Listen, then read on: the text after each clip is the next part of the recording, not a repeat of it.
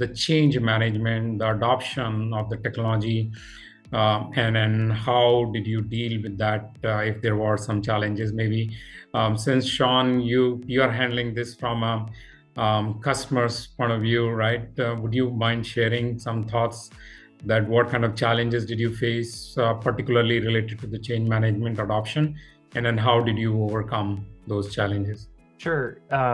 There are lots of change management challenges with any go live. We've certainly, as technology providers, we've moved everyone's cheese at a go live, right? Everything's different in terms of what reports they run.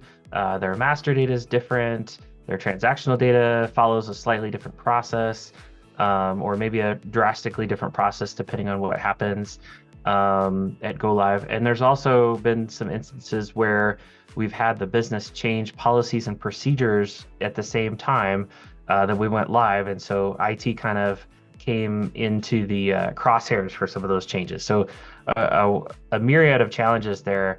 From a technology perspective, one of the things that we've done is identify some of those key users within the business that can help disseminate information, and then we can help educate around what reports are available, what data is contained within them, how things are calculated, and providing them with documentation through user guides and things like that, so they can help.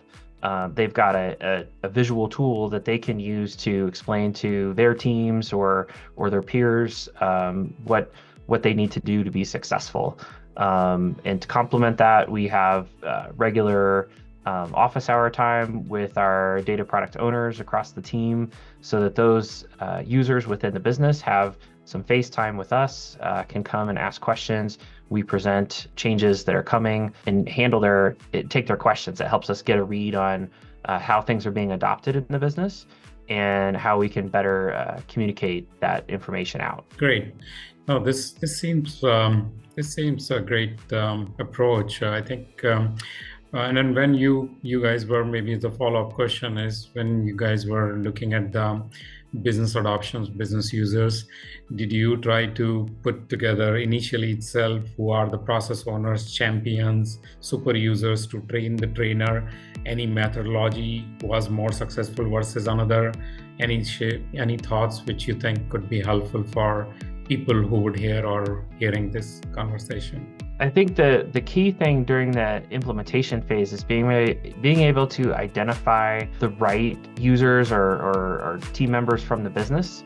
It takes a teaching mindset to be able to communicate the information, and especially during those implementations, the business is reluctant to offer up maybe their top talent in that regard, as they need to also run the business during the implementation phase.